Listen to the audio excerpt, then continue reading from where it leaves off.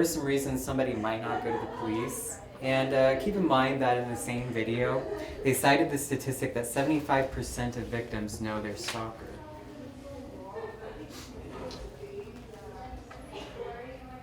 Well, if it's something that's just going to incite them or make them angry, if they're not going to respect the authority of a court or the police.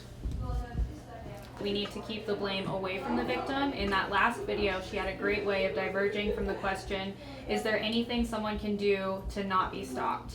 And instead she talked about what to do if you are stalked. Stalking is never the victim's fault, and we should be asking why someone is stalking versus how not to be stalked. Absolutely. Because it isn't the victim's fault. The victim isn't controlling the perpetrator, isn't asking the perpetrator to please do this to me. This is happening to them. They may not have any choice but to live in that environment. They might have so much stacked up against them that they are literally every day surviving. And so it's not the victim's fault. The shame that they feel is because that's what they've been through that entire... Sometimes the abusers, the people that are doing the stalking or the domestic violence or the sexual assault, they are the people that are well connected in the community.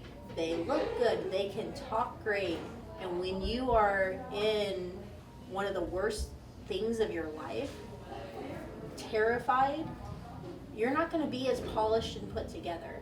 And what we know is a trauma response, it's not always perceived that way. You can forget details, which is why we say keep a log, because that's your evidence. Because a court can't go off of your word.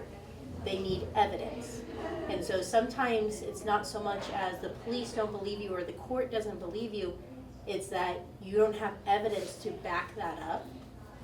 And in these kind of cases, it can be so hard to gather that evidence.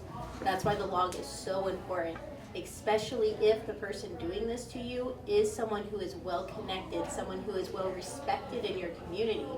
Because you'd be surprised just how many of those people aren't that good at home, aren't that nice. And it's not saying that everyone's an abusive relationship or anything like that. It's just that, we have to keep that in mind. And a protection order is only a piece of paper. That doesn't stop that doesn't stop them physically.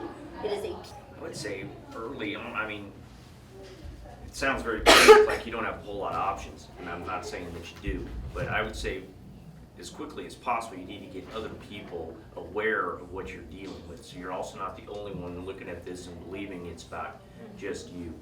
Get a friend involved in what you're seeing. There are, 5 people seeing it is better evidence than 1. 5 different people that have testimony that this thing was going on than just you at your house is better than just 1. So get friends involved quickly if you're fearful that something's happening or that you're reading something that you think maybe is going over a line, and the earlier the better, because you also wait for 2 months and it's a different matter. So.